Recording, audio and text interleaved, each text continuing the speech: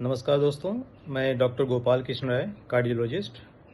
जैसा कि आप लोग देख रहे हैं कि मौसम बहुत ही गर्म चल रहा है। चारों तरफ हीट वेव के अलर्ट्स हमारे गवर्नमेंट एजेंसीज द्वारा दिए जा रहे हैं। तो हमें भी हीट वेव के बारे में पता होना चाहिए, कैसे अपना बचाव करें और दूसरों का बचाव कैसे करें, इसके बारे में कुछ जानकारी हमें रखनी चाहिए। हीट वेव क्या होता है?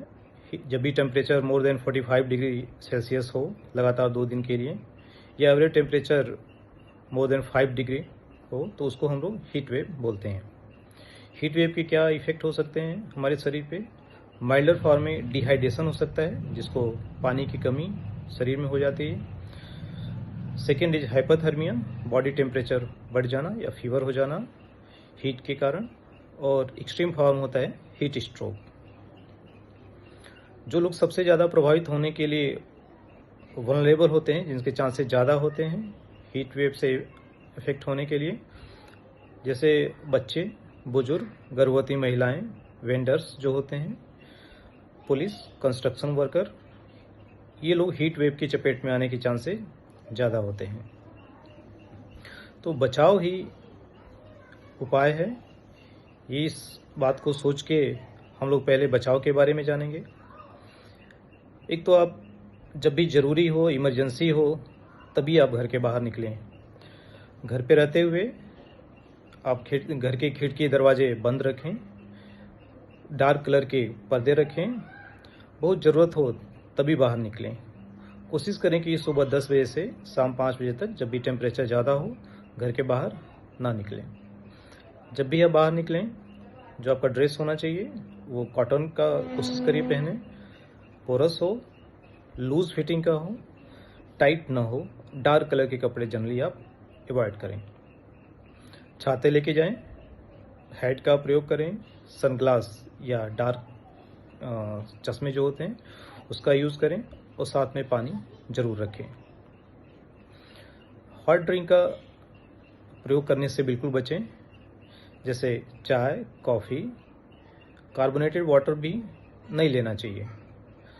अगर बाहर हैं तो हमें लस्सी, छाछ, नींबू पानी, शिकंजी, इस सब चीज़ का उपयोग करके हमें अब शरीर को रिहाइड्रेटेड रखना चाहिए।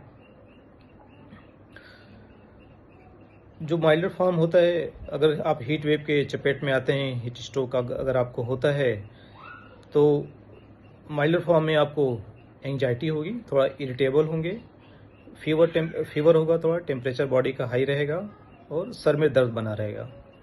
अगर ऐसा आपको लगे तो सबसे पहले आप किसी ठंडे स्थान पे जाएं, खुद को रिहाइड्रेट करें, पानी पिएं, शिकंजी पिएं, छाछ, लस्सी जो भी मिलता है उसको आप लें, और अपना बॉडी टेम्परेचर भी चेक करें।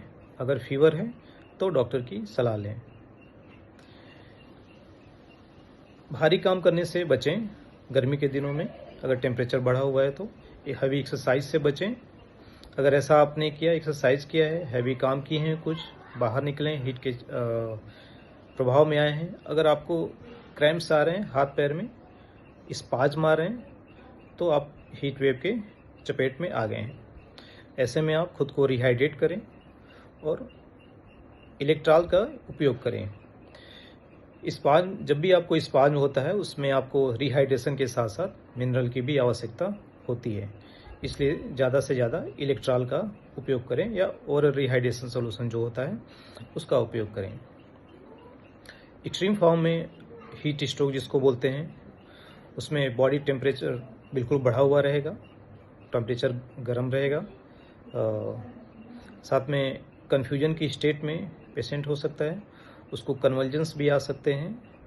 अगर ऐसा आपने आसपास कहीं देखा, अगर किसी पेशेंट को ऐसा हो रहा है, तो सबसे पहला काम है कि आप मेडिकल हेल्प के लिए एम्बुलेंस बुलाएं।